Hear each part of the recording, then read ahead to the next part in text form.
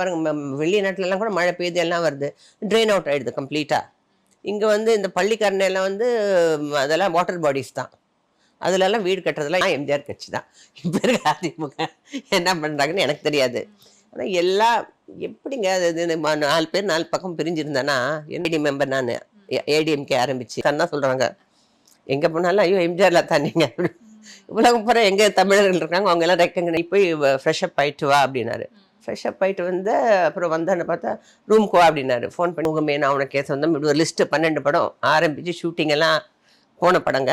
ஆனால் அவர் சிஎம் ஆகிட்டார். CM ஆகிட்டதுனால but என் கேரியரை நான் பர்சியூ பண்ணேன். அப்போ கூட சொன்னார் நீ இதை விட்டுட்டு அரசியலுக்கு மேலே ரொம்ப மரியாதை வச்சுருந்தார் எம்ஜிஆர். எப்போ ஒன்று இது பாடுறாரு வரவங்கலாம் காட்டு போட்டு வர என்னன்னா நீங்கள் இந்த ஊர்லலாம் பிச்சு பாட்டு பாடுவாங்க இது பண்ணலாம் வயலின் மாதிரி எனக்கு என்ன மற்ற நான் பாட்டு பாடுங்க தயவு செய்து பாடாதுங்க. அவருக்கு தெரிஞ்சவங்க 30 லட்ச ரூபாய் அதிமுக தேர்தல் நிதியாக கொடுத்துருக்கேன். அந்த காலத்தில் 76ல் 77ல் ஏசி காரில் தானே வந்த என்ன வேர்த்து இருக்கு ஓஹோ ஏசி போடு மாணிக்கோ நீ தான் ஏசி இல்லாமல் இருக்க மாட்டேன் அப்படிலாம் போது எனக்கு ரொம்ப ஒரு மாதிரி ஆயிடுச்சு. ஸோ பேசிட்டு அப்புறம் அப்போ தான் நான் கடைசியாக பார்த்தது. அதுக்கப்புறம் தான் ஃபோன் வந்தது அவர் இறந்துட்டாருன்னு.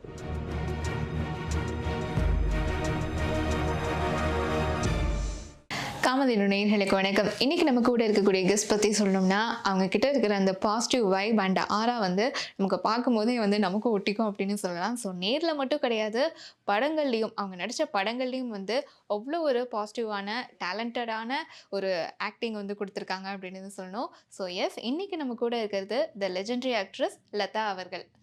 வணக்கம் மேம். வணக்கம். எப்படி இருக்கீங்க? நல்லா இருக்கேன். உங்களுடைய சினிமா ஜேர்னி பற்றி ஒரு குட்டி ரீவெண்ட் டக்குன்னு நம்ம பண்ணலாம் அப்படின்னு சொல்லிட்டு.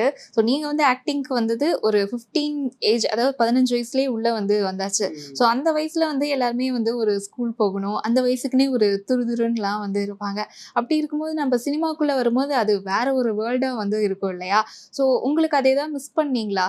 நம்ம வந்து இந்த வயசில் செய்ய வேண்டிய விஷயங்கள்லாம் மிஸ் பண்ணிட்டு சினிமாக்குள்ளே வந்துட்டோமே அப்படிங்கிற தாட்டி பின்னாடி யோசிச்சிருக்கீங்களா எப்பயாவது? அப்படி சொல்ல முடியாது. ஏன்னா எனக்கு வந்து சின்ன வயசுலேருந்தே டான்ஸு இதெல்லாம் ஒரு ஆர்வம். ஹோலி ஏஞ்சல்ஸ் கான்வென்ட்டில் தான் படித்தேன். அது ஐரிஷ் நன்ஸ் இருந்தது. இங்கிலீஷ் ஸ்கூல், அது தமிழ் செகண்ட் லாங்குவேஜ். பட் எந்த டான்ஸ் வருதுன்னா எங்கள் அம்மா சொன்னாங்க சின்ன வயசுலேயே எங்கன்னா டான்ஸ் மியூசிக் போட்டால் சின்ன வயசுலேயே ஆட ஆரம்பிச்சிடுவேன். 3 வயசு 2 வயசு எங்கே மியூசிக் போட்டாலும் நான் பாட்டுக்கு சும்மா ஆடுவேன். அந்த மாதிரி எனக்கு ஸ்கூலில் எந்த டான்ஸ்னாலும் என்னை தான் கூப்பிடுவாங்க. எனக்கு அதில் வந்து ஒரு ஆர்வம் இருந்தது டான்ஸு. இதை நான் சினிமாவில் நடிப்பேன்னு கனவுல கூட நினைக்கல. அது ஒரு நடந்துருச்சு. எப்படியோ டான்ஸ் பண்ணதை ஃபோட்டோ பார்த்துட்டு எல்லாம் கதை நிறைய வாட்டி சொல்லிட்டேன். எம்ஜிஆர் சார் பார்த்துட்டு மனோகர் சார் ட்ராமா ஸ்டில்ஸும் எனக்கு எடுத்து வரும் ஒன்று தான். அது எடுத்து ஃபோட்டோ எம்ஜிஆர் மனோகர் சார் வந்து உட்காந்துருக்கும்போது எம்ஜிஆர் சார் பார்த்தாராம். பார்த்துட்டு யார் இவங்கன்னா இவங்க ராஜா ஃப்ரம் டாக்டர் நடிப்பாங்களான்னு கேளுங்கன்னு அம்மா கிட்ட ஃபோன் பண்ணியிருக்காரு மனோகர் சார். இல்லை 15 வயசு தான், அது நடிக்க மாட்டா படிச்சுட்ருக்கா அப்படின்னு சொல்லி முடியாதுன்ட்டாங்க. அப்புறம் மறுபடியும் மனோகர் சார் வந்து கூட்டிகிட்டு போய் இல்லை அவங்க வர சொல்கிறாரு பேசணுமா அப்படின்னு.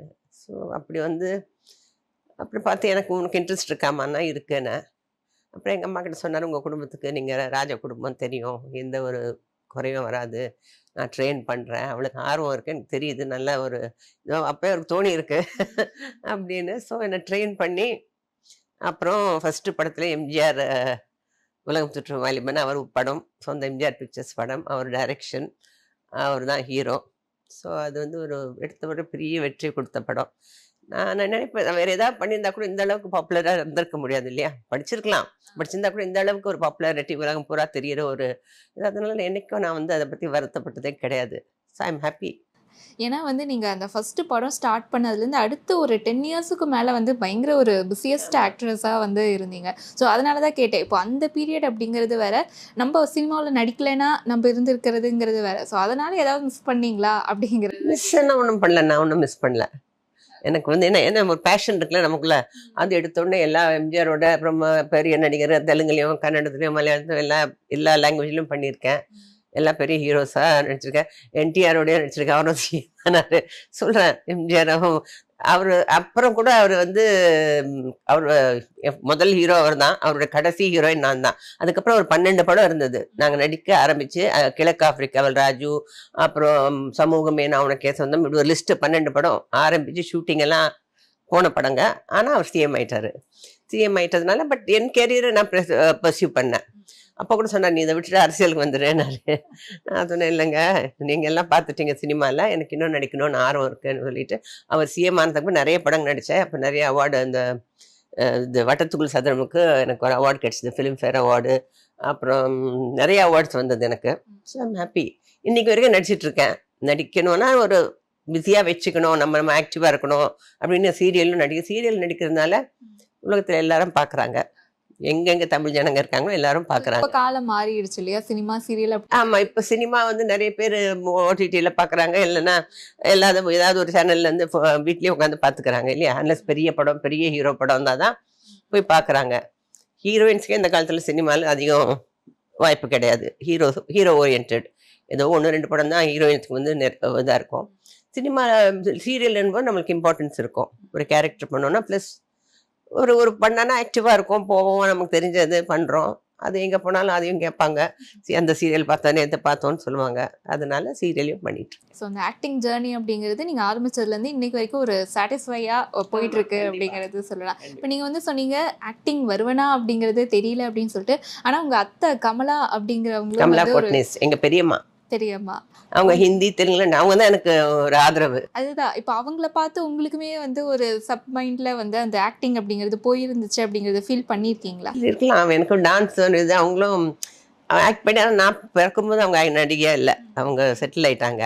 அப்போ எனக்கு உனக்கு ஆர்வம் இருக்குது, உங்கள் அம்மா தான் வேணாம் டான்ஸ் என் வீட்டில் வந்து கற்றுக்கோன்னுவாங்க. சாட்டர்டே பெரியம்மா சாட்டர்டே சண்டேனா ஒரு மாஸ்டர் கிருஷ்ணகுமார் தான் அவங்க வீட்டில் போய் கற்றுக்குவேன். ஒரு இதுதான். இப்படி வேணா சினிமா போவேன்னு நான் கண்டிப்பாக நினைக்கவே இல்லை. நீங்கள் வந்து எம்ஜிஆர் அவர்கள் சொன்ன மாதிரி வந்து ஒரு ராஜ பரம்பரை சேர்ந்தவங்க அப்படிங்கிறது தெரியும். ஸோ அந்த பாரம்பரியத்தில் நீங்கள் இன்னைக்கு வரைக்கும் ஒரு பெருமையாக நினைக்கிற விஷயம், பாதுகாத்துட்டு ஒரு விஷயம்னா என்ன சொல்வீங்க? பாரம்பரியத்தில் பாதுகாக்கிறதுனா என்ன இருக்குது? எப்போவுமே நான் வந்து பாருங்கள், எங்கள் அப்பா மினிஸ்டராக இருந்திருக்காரு. ராஜாஜி அவர்கள் கவர்மெண்ட்லேயும், காமராஜர் அவர்கள் கவர்மெண்ட்லேயும் மினிஸ்டராக இருந்திருக்காரு. அவருக்கும் நிறைய அவர் வந்து நிறைய கோயில் இது நிறைய இப்போ கட்டியிருக்காரு. ராமேஸ்வரம் அந்த கோயில் இதெல்லாம் நிறைய பண்ணியிருக்காரு. அதே மாதிரி நானும் என்னால் முடிஞ்சது எல்லாருக்கும் அதுவும் எம்ஜிஆரும் அப்படி தான் இல்லைங்களா. எம்ஜிஆரை பார்த்தும் வளர்ந்தவ. அவரும் எல்லாருக்கும் யாருக்கு என்ன உதவி என்ன பண்ணி எல்லாரும் முடிஞ்ச அளவுக்கு உதவி எல்லாருக்கும் பண்ணிகிட்ருக்கேன். அதை சொல்லி காட்ட வேண்டிய அவசியம் இல்லை இல்லையா. யாருக்கு நம்மளால உதவ முடியுமோ அது வந்து உதவணும். எங்கள் அப்பாவும் அப்படி தான், அம்மாவும் அப்படி தான், எம்ஜிஆரும் அப்படி தான். ஸோ அதனால் நானும் அப்படி தான். மேம், இப்போ எம்ஜிஆர் அவர்களுடைய நினைவு நாள் வந்து வருது. ஸோ அவர் கூட சில நினைவுகள் வந்து நீங்கள் ஷேர் பண்ணிக்கிட்டா ரொம்ப சந்தோஷமாக இருக்கும். ஸோ ஃபஸ்ட்டு தருணம் அப்படிங்கிறது, இப்போ நீங்கள் வந்து திரைத்துறைக்குள்ளே வரும்போதே வந்து எம்ஜிஆர் பெரிய நடிகராக வந்து ஒரு ஆளுமையாக வந்து இருந்தார். எல்லாருக்குமே வந்து ஒரு படபடப்பு இருக்கும், பயம் இருக்கும். உங்களுக்கு என்ன இருந்துச்சு முதல் சந்திப்பப்போ? எங்களை கூட்டிகிட்டு போனார். பெரிய ஹீரோ எப்படி இருப்பாரோ இல்லையா, பெரிய அரசியல்வாதி அப்படி இப்படின்னு பெரிய கற்பனையாக நான் நினச்சிட்டு இருந்தேன். ஆனால் அவரை பார்த்தா அவ்வளோ சிம்பிளாக கீழே உட்காந்து தரையில் பாய் போட்டு உட்காந்து சாப்பிட்டுட்டு இருந்தாரு. ஆமாம் ஆமாம், அது எனக்கு ஒரே ஷாக்கிங்காக இருந்தது. உட்காருங்க அப்படின்னாரு. சரின்னு, இல்லை பரவாயில்ல நாங்கள் சாப்பிடுங்க, நாங்கள் சாப்பிட்டாச்சு அப்படின்னு. நம்ம உட்காருங்கன்னு நான் கீழே உட்காரு, இல்லை சோஃபா இருக்கு அதில் உட்காருங்க, சாப்பிட்டாச்சுல. அவ்வளோ சிம்பிளாக டவுன் டு எர்த்தாக இருந்தார். அவர் பார்த்து அப்புறமா அதே மாதிரி அப்புறம் எனக்கு வந்து சொன்னார், கான்ட்ராக்ட் போடுறேன் 5 வருஷம், நான் நீ ஒன்றுமே தெரியாது உனக்கு, நான் உன்னை ட்ரெயின் பண்ணுறேன் அப்படின்னு சொல்லிட்டு சோப்ரா மாஸ்டர், புலியூர் சரோஜா, ரகு மாஸ்டர் இவங்கெல்லாம் வந்து சினிமாக்கு ஏற்ற டான்ஸு. அப்புறம் தண்டாயுதபாணி பிள்ளை அவர்கள்கிட்ட பரதநாட்டியம். அப்புறம் வந்து பரதநாட்டியம்ங்கிறது ப்ராப்பராக நீங்கள் இங்கே வந்து. ஆமாம், அப்புறம் தான் அப்புறம் ஜி சகுந்தலா அம்மா வந்து ஏற்ற இறக்கத்தோட எப்படி டயலாக்ஸ் பேசணும் அப்போ தேவைப்பட்டது இல்லை. ரெடியாக மிக்சர் கேமராலாம் வச்சு எடுக்கும்போது நம்மளே ஏற்றத்தாழ அது வந்து டப்பிங் எல்லாம் கிடையாது, வெளியே போய் இது பண்ணாதான் டப்பிங்கு. ஸோ அதெல்லாம் இருக்கும், அதெல்லாம் மனப்பாடம் பண்ணும். அதெல்லாம் இப்போ அதெல்லாம் இல்லை, இப்போ ஃபுல்லாக மாறிச்சு. நான் அப்பவும் பார்த்துருக்கேன், இப்போ பார்த்துருக்கேன். எல்லாரும் ப்ராம்ப்டிங் இப்போ இல்லையா. ப்ராம்ப்டிங் யாரும் அது வந்து மனப்பாடமெல்லாம் பண்ணுறதில்ல. ஒரு வாட்டி படிச்சுட்டாங்க, அப்புறம் ப்ராம்ப்ட் பண்ணுங்கன்றாங்க. இப்போ ஈஸி. அப்போ சினிமா கஷ்டம். அதே மாதிரி அப்போ வந்து டெக்னாலஜி இவ்வளோ கிடையாது. அவர் எடுத்த விதம் பார்த்தோன்னா இப்போ கூட அதை ரொம்ப ஆச்சரியமாக இருக்கும். அப்படி ஒரு டெக்னாலஜி இல்லாத நேரத்தில் 50,000 அடி எடுத்து அதை 15,000 அடியாக கட் பண்ணி அதை எடிட் பண்ணி அவரே ரிலீஸ் பண்ணார் எம்ஜிஆர் சார். ஆமாம் ஆமாம். ஸோ அது ஒரு பெரிய ஒரு இது. அந்த மாதிரி ஒருத்தருக்கு உதவுறதுன்றது அவரை பார்த்து தான் கற்றுக்கணும். செட்டில் யாராக இருந்தாலும் சரி, ஏதாவது ஒரு பிரச்சனை அவர்கிட்ட போனால் இல்லைன்னு சொல்லி வரவே முடியாது. இல்லைன்னு அதாவது சொல்லுவாங்க, வீட்டில் ஒலை வச்சுட்டு ராமவரண தோட்டத்துக்கு போனால் அரிசியோ இன்னும் சொல்லுவாங்க. அந்த மாதிரி ஒரு இதுக்கு அதே மாதிரி தான் ஒரு பெரிய இது அதெல்லாம் ஒன்றுமே இல்லை அவர்கிட்ட. பார்க்குறவங்க தான் பயப்படுவாங்களே தவிர, பட் அவர்கிட்ட அதெல்லாம் ஒன்றுமே இல்லை. தன்மையா பழகக்கூடிய ரொம்ப தன்மையாக பழகக்கூடியவர், ரொம்ப ஜாலியாக இருப்பார். ரொம்ப நாங்கள்லாம் வெளிநாடெல்லாம் போயிருக்கோம். அப்போ வந்து நிறைய வாட்டி போயிருக்கேன். நான் நிறைய பயணிச்சிருக்கேன் இல்லையா, அவுட்டோர் ஷூட்டிங்கு அது இது நிறைய வாட்டி போயிருக்கோம். எனக்கு எதனா ஒன்றா நான் சொல்வேன். நான் ஸ்ரீதர்கிட்ட ஒரு நாள் சங்கர் நினைக்கிறேன், உழைக்கும் கரங்கள் ஷூட்டிங் நான் மைசூர் போனோம். மைசூர் சில்க் வாங்கினோம். அப்புறம் நான் வந்து கோயிலுக்கு போனோம், சாமுண்டேஸ்வரி கோயில். நம்ம அப்படி சொல்கிறீங்கம்மா, இன்றைக்கி தானே இது நாளைக்கு மத்தியானத்தோடு முடிஞ்சு எப்படிம்மா அப்படி பண்ணு. சரி என்ன எப்படி நான் பேசாமல் உட்காந்துட்டு இருந்தேன். கொஞ்சம் அப்செட் ஆயிட்டீங்க. ஆமாம். அப்புறம் சரி சரி சங்கர் சார் நாளைக்கு எடுத்துக்கலாம் அப்படின்னாரு. சரி அப்போ எனக்கு என்ன சரி போகலாம், சரி வா அப்படின்னாரு. காரில் ஏறு அப்படின்னாரு. சரி என்னங்க இல்லை ஏறுனாரு. ஏறினாரு. சாமுண்டேஸ்வரி கோயிலுக்கு போ. டிரைவர்கிட்ட நான் கேட்டேன், நீ சங்கர்கிட்ட சொன்னது உன்னை பார்த்தா பாவமாக இருந்தது, கோயிலுக்கு போகணுன்னு நினைக்கிறேன். சரி எப்படி சாமுண்டேஸ்வரி கோயில் போய் நான் கீழே தான் ஷூட்டிங்கு, எங்களுக்கு இந்த மலை அடி வரத்தில் ஷூட்டிங் இருந்தது. நீ போய் சாமி கும்பிட்டுட்டு வா, நான் இங்கே வெயிட் பண்ணுறேன், நீ போய் சாமி கும்பிட்டுட்டு வா அப்படின்னாரு. நான் ஓடி போய் சாமி கும்பிட்டுட்டு வந்துட்டேன். அப்புறம் ரூமுக்கு போயிட்டு நீ போய் ஃப்ரெஷ்அப் ஆகிட்டு வா அப்படின்னாரு. ஃப்ரெஷ்அப் ஆகிட்டு வந்து அப்புறம் வந்தான்னு பார்த்தா ரூமுக்கு வா அப்படின்னாரு. ஃபோன் பண்ணி இங்கே வா அப்படின்னாரு. போனால் பார்த்தா ஃபுல்லாக மைசூர் சில்க் சாரீஸு ஃபேக்ட்ரியிலேருந்து கொண்டு வந்து வச்சுருக்காங்க. உனக்கு என்ன வேணுமோ எடுத்துக்கோ. ஜானகி அம்மாவுக்கும் எடுக்க சொன்னார். அவங்களுக்கும் ஒரு 20 இடம் அவங்களும் எல்லாருக்கும் கொடுப்பாங்க, அவங்க வீட்டில் இருக்கவங்களுக்கெல்லாம். அப்படின்னு எனக்கு ஒரே ரூம் ஃபுல்லாக புடவையாக இருந்தது. எனக்கு ஆச்சரியமாக இருந்தது. ஸோ அது வந்து சரி நான் எடுத்துக்கிட்டு ஜானகி அம்மாவுக்கும் எடுத்து கொடுத்து, அப்புறம் அவங்களுக்கும் ரொம்ப க்ளோஸாக இருப்பேன் ஜானகி அம்மா கிட்டேயும். அப்போ அவங்க கிட்ட என்னம்மா அது புடவை வேணுமா, உனக்கு தான் தெரியுமா நீ எடு அப்படின்னாங்க ஜானகி அம்மா. சரின்னு எடுத்துக்கிட்டு, ஸோ அதெல்லாம் மறக்க முடியாது இல்லையா. அதே மாதிரி எங்கள் அம்மாவுக்கு உடம்பு சரியில்லாதப்போ அப்போ நான் அவரோட தொடர்புலே இல்லை. நான் வந்து சிங்கப்பூர்லேருந்து அம்மாவுக்கு உடம்பு சரியில்லை. இது 86 மார்ச்சில் அப்போலோ ஹாஸ்பிட்டல் அட்மிட் பண்ணியிருந்தேன் அம்மாவுக்கு. அப்போது இவருக்கும் உடம்பு சரியில்லாமல் இருந்தது. அமெரிக்காலாம் போயிட்டு ட்ரீட்மெண்ட்லாம் எடுத்துகிட்டு வந்தார். ஸோ அதனால் நான் சொல்லலை. சரி சொல்லி மறுபடியும் ஹாஸ்பிட்டலுக்கு வந்து இது பண்ணி சொல்லலை நான். ஆனால் திடீர்னு ஒரு நாள் சொன்னாங்க சிஎம் வராருன்னாங்க. ஸோ அவருக்கு உடம்பு சரியில்லைன்னு நினச்சேன். சத்தியமாக நான் அப்படி தான் நினச்சேன். அப்புறம் அவர்கிட்ட ஆறுமுகம்னு ஒரு செக்யூரிட்டி கார்டு இருந்தார். ஆறுமுகம் அவருடைய பர்சனல் செக்யூரிட்டி. அவர் வந்து நேராக வந்து அம்மா ரூமுக்கு தான் வந்தார். என்ன அவங்க அம்மா உடம்பு சரியில்லைன்னு சொல்லவே இல்லை. ஸோ இப்படியே கேள்விப்பட்டு பார்க்கணும் இருக்காரு. அது பெரிய விஷயம் இல்லை. பிசி ரெடியோ கூப்பிட்டாரு, எங்கே வேணால் கூட்டிகிட்டு போங்க, எல்லா செலவும் என்னோட தான் அப்படின்னாரு. எனக்கு அப்படியே ரொம்ப எமோஷ்னல் ஆகிட்டு நான். அப்போது அது வந்து அதுதான். ஆனாலும் அம்மா இறந்துட்டாங்க, அது வேற. பட் எனக்கு ஒரு மாரல் சப்போர்ட்டாக இருந்தார் நிச்சயமாக. மேம் உங்களுடைய முதல் படம் வந்து உலகம் சுற்றும் வாலிபன், இந்த டைட்டிலுக்கு ஏற்ற மாதிரி வந்து தாய்லாந்து ஜப்பான் அப்படின்னு சொல்லிட்டு உங்களுடைய ஃபர்ஸ்ட் படத்துலேயே வந்து நிறைய ஃபாரின் ட்ரிப்ஸ்லாம். ஸோ அந்த பயணத்தில் வந்து மறக்க முடியாத ஏதாவது சம்பவம் இருக்கா எம்ஜிஆர் அவர்களோட? நிறைய இருக்கு. அப்படின்னா அந்த அப்போல்லாம் நான் ரொம்ப இன்னசென்ட் இல்லையா. முதல் படம் அது மஞ்சுளா சந்திரகலாம் கொஞ்சம் ஆக்ட் பண்ணுவாங்க. அவங்களாம் 2-3 படத்தில் ஆக்ட் பண்ணிட்டு தான் வந்திருக்காங்க. நான் தான் ரா அதில். அப்போ வந்து காலையிலனா ஜானகி அம்மா தான் எழுப்புவாங்க. ஏன்னா அப்போல்லாம் எல்லாரும் ஃபாரின் போக முடியாது. எங்கள் அம்மா தான் நான் பார்த்துக்கிறேன் அவ்வளோன்னு. இப்போ அந்த அம்மா வந்து பாவம் காஃபி கொண்டு வந்து சுட எழுந்திருப்பாரு. அவங்க 2 பேரும் மேக்கப் போட ஆரம்பிச்சிருக்கேன், இன்னும் தூங்கிக்கிட்டு இருக்கேன், எழுந்திருன்னு எழுப்பிடுவாங்க. நான் ஸோ ரொம்ப ரா நான். ஸோ அதே மாதிரி வந்து மஞ்சுளா நான் சந்திரகலா சிங்கப்பூரில் இருக்கும்போது எங்களுக்கு கையில் ஐஸ்கிரீம்னா ரொம்ப பிடிக்கும் 3 பேருக்கும். ஆனால் எல்லாருக்கும் சாப்பாடு ஒன்றா தான் சாப்பிடுவோம். எல்லாருக்கும் சாப்பாடு ஒன்றா ஹாலில் வந்து டைனிங் ரூம் சாப்பிட்டு வந்துட்டு நாங்கள் பார்த்துட்டு இதெல்லாம் பார்த்துட்டு ஆர்டர் பண்ணி சாப்பிடாம 2 நாள் ஆர்டர் பண்ணிட்டோம். ஷூட்டிங்கை விட இதில் தான் வந்து எல்லாருமே ஐஸ்கிரீம், ஃபுல்லாக ஐஸ்கிரீமு. அப்புறம் 2 நாள் ஆயிடுச்சு. அப்போ ஜானகி மறுநாள் திடீர்னு வந்தாங்க. என்ன பண்ணுறீங்க? நாங்கள் ஒன்றும் இல்லைம்மா, ஐஸ்கிரீம் எல்லாம் எடுத்து போட்டு வச்சிட்டோம். அப்புறம் அடுத்த நாள் நான் ஷூட்டிங்கில் இருந்தேன். அந்த டைகர் பாம் கார்டன்ஸில் எம்ஜிஆரோட ஷூட்டிங்கில் இருந்தேன்.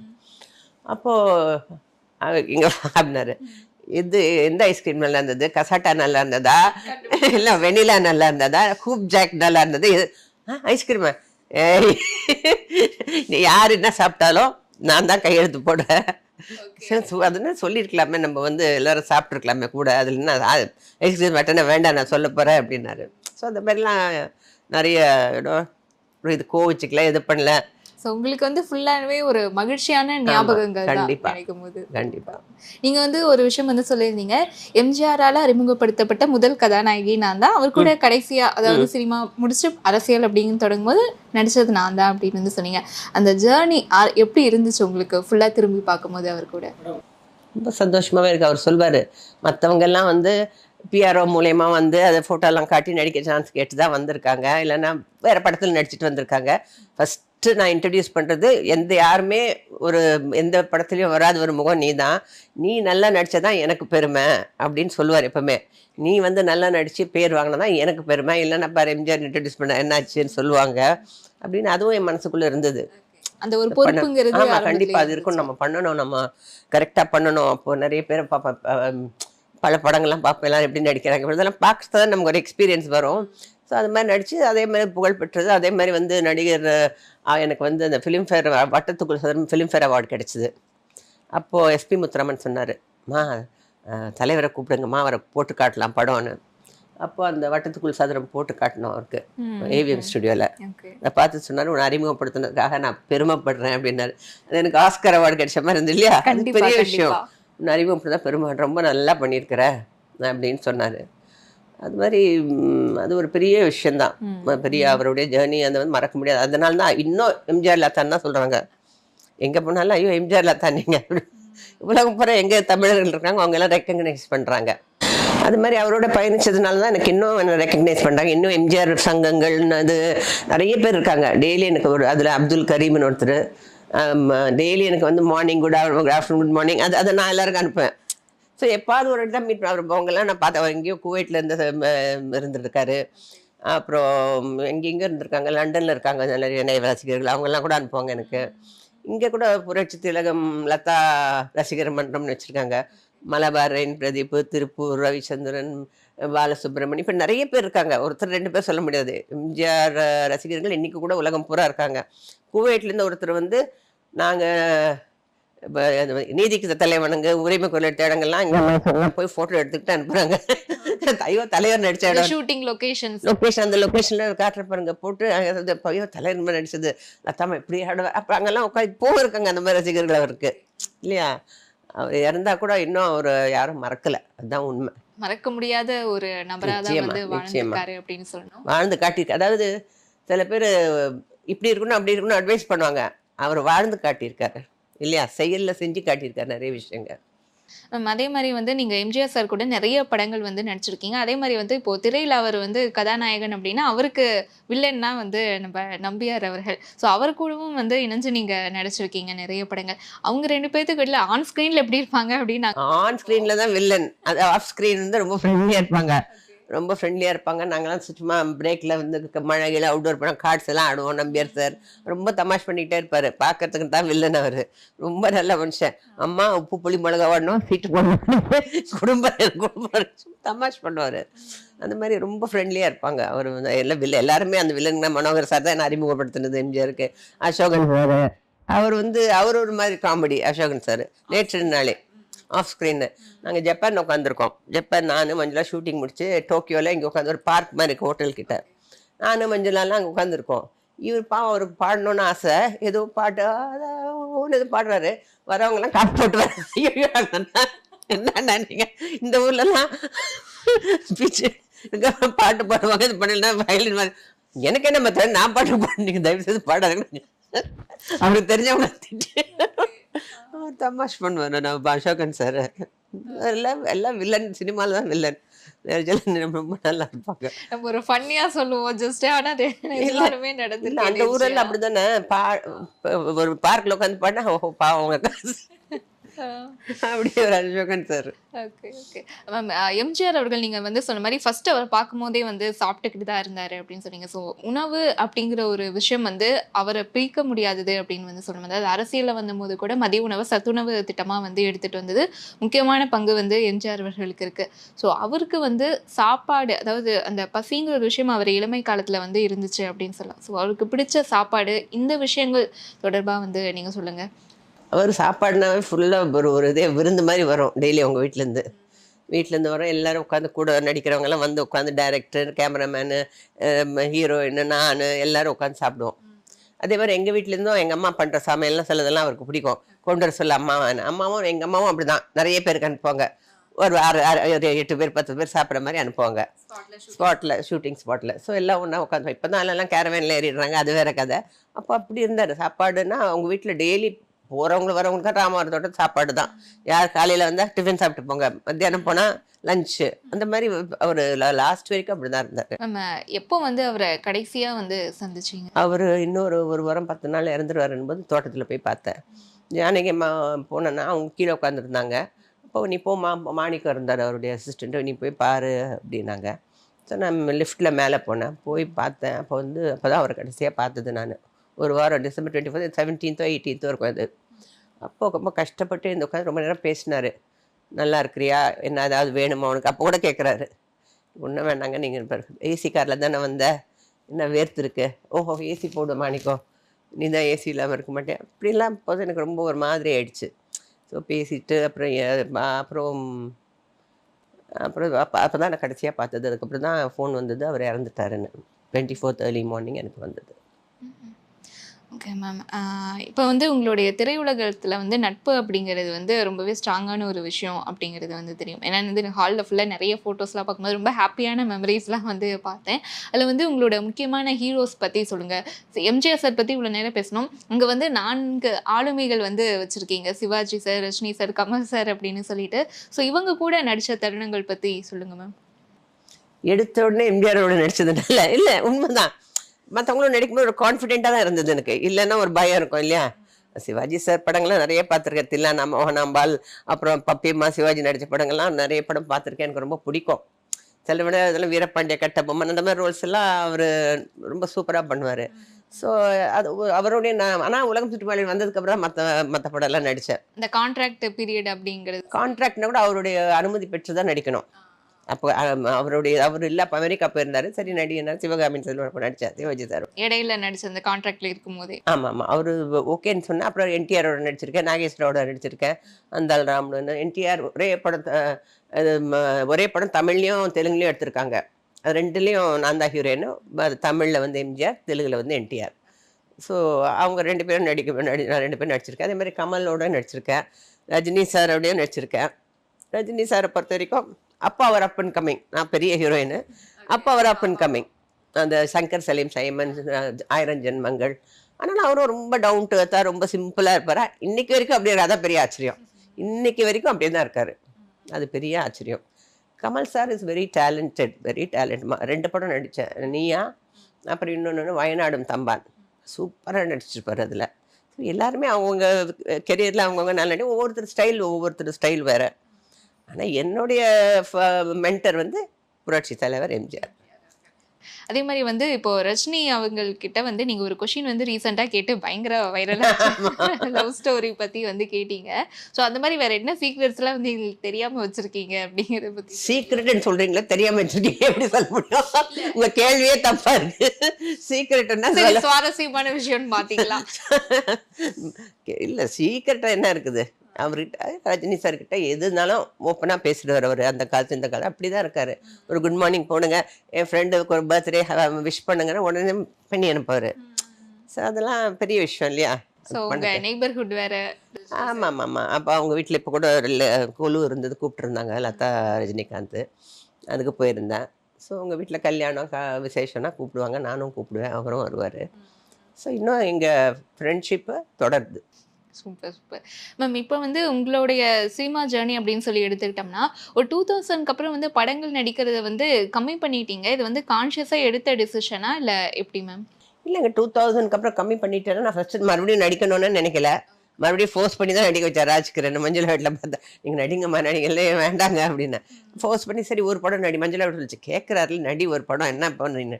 ஐயோ நான் மறந்துட்டேன், நடிப்பெல்லாம் மறந்து, அது எப்படி நீ எல்லாம் மறக்க முடியும்னு ஃபஸ்ட்டு எல்லோரும் கிளாப் பண்ணாங்க. குஷ்போட நடித்தேன், பொன் விளையும் பூமி.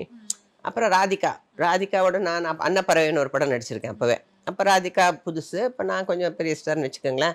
அதே மாதிரி ராதிகாவும் நாங்களும் ரொம்ப ஃப்ரெண்ட்ஸு. ராதிகா அவங்க அம்மா, நாங்கள் எல்லாம் ரொம்ப ஃபேமிலி ஃப்ரெண்ட்ஸு. அப்போ ராதிகா நீங்கள் சீரியல் என்ன ராதிகா நீ படமே வேண்டான்னு சீரியல் இல்லை பண்ணுங்கன்னு ஒரு தெலுங்கு பண்ணோம். அப்புறம் சித்தி, செல்வி அரசி அது இது பண்ணோம்.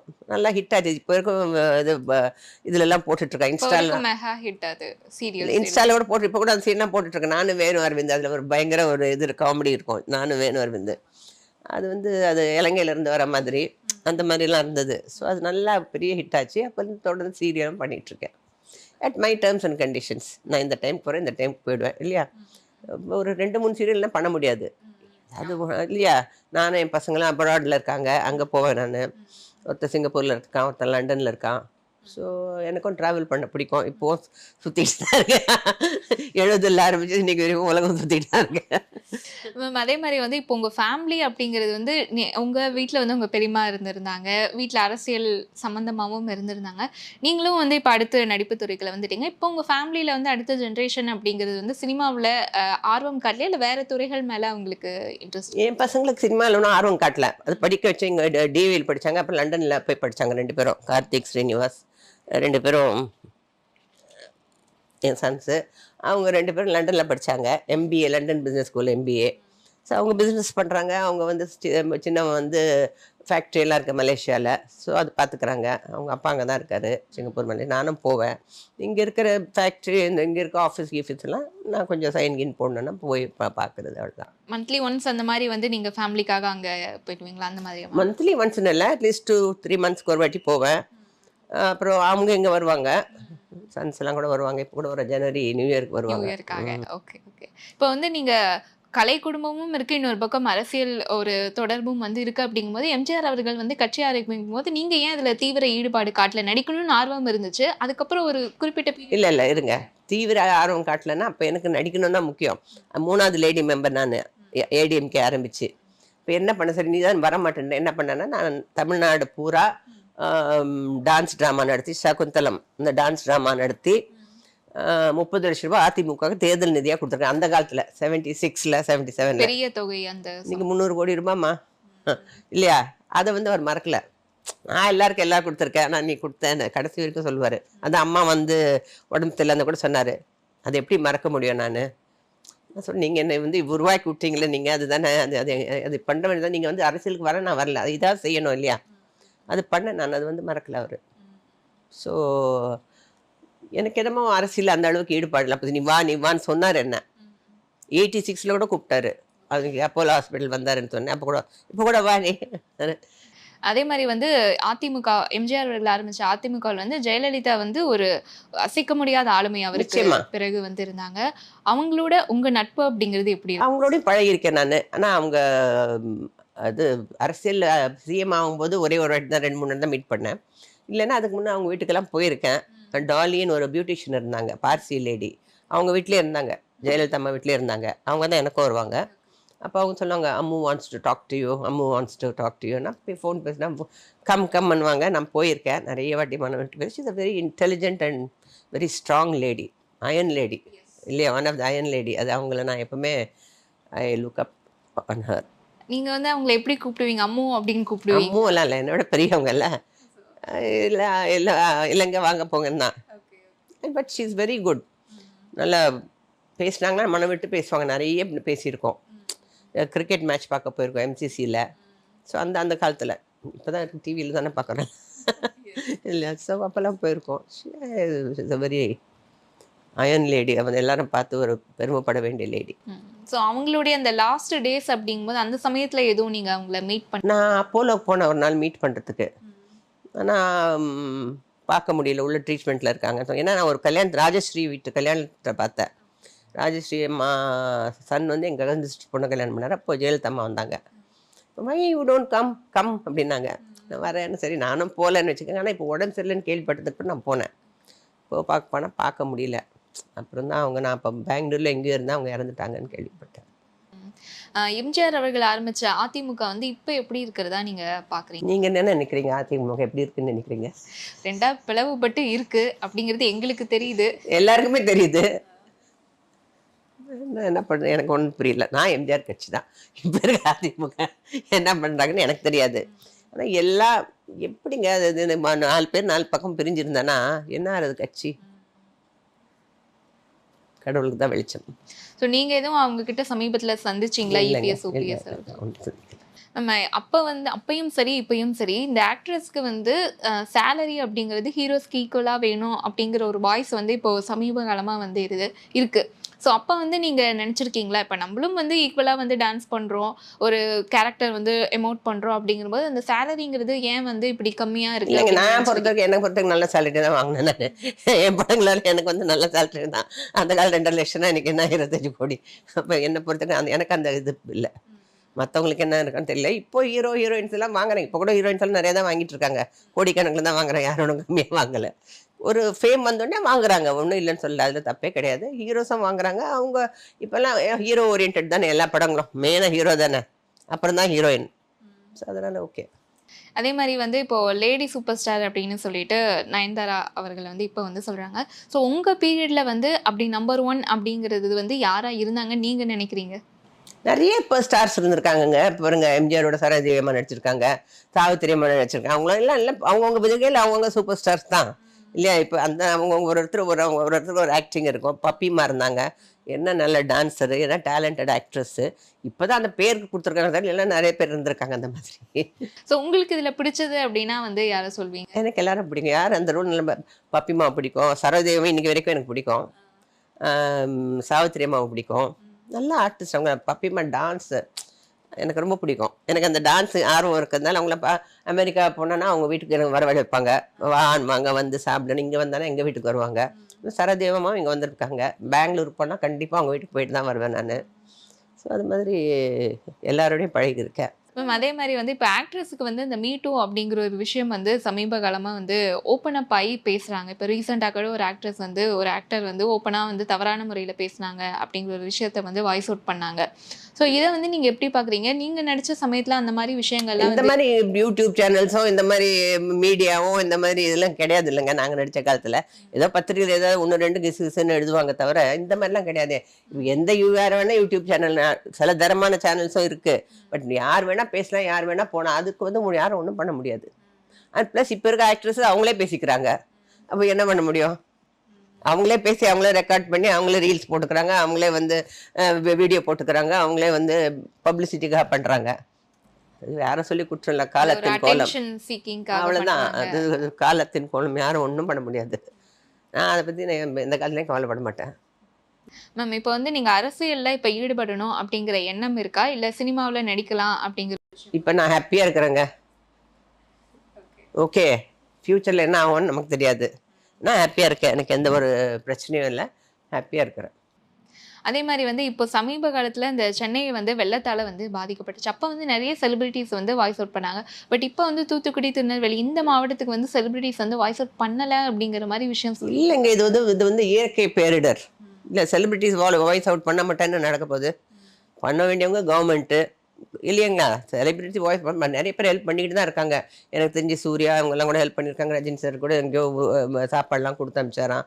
அப்படி மாதிரி நிறைய பேர் பண்ணிக்கிட்டு தான் இருக்காங்க. இது வந்து ஒரு ஒரு இயற்கை பேரிடர். ஒன்று இது மாதிரி வந்து 50 வருஷத்துக்கு ஒரு வாட்டி இந்த மாதிரி மழை பெஞ்சதுன்னா என்ன ஆகுது? பட் இதை பற்றி என்ன நான் என்னுடைய இது என்ன கருத்து என்னென்னா, சரி சந்திரனுக்கு போகிறாங்க, வீனஸில் தண்ணி இருக்கான்னு பார்க்குறாங்க, இதெல்லாம் பார்க்குறாங்க.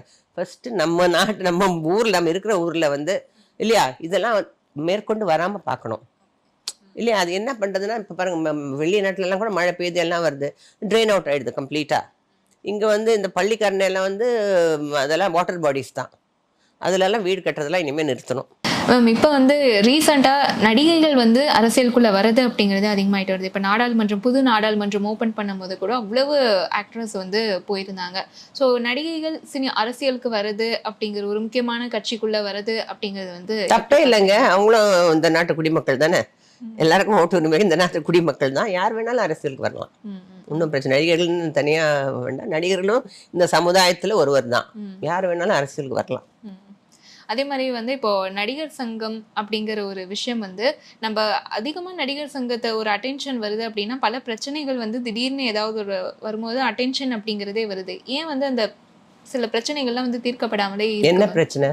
நம்ம இந்த கட்டிடம் ஆகட்டும்னா அது வந்து நிறைய 3 வருஷம் அப்படியே நின்று போச்சு. இப்போ மறுபடியும் ஆரம்பிக்கிறாங்க. நடிகர் சங்கத்தில் நானும் எக்ஸிக்யூட்டிவ் மெம்பரு, ட்ரஸ்டி எல்லாம் தான். ஸோ இப்போ பண்ணிட்டு இருக்காங்க. இப்போ அந்த கடன் வந்து, ஏன்னா அது வந்து நடிகர் சங்கன்றது ஒரு ட்ரஸ்ட்டு.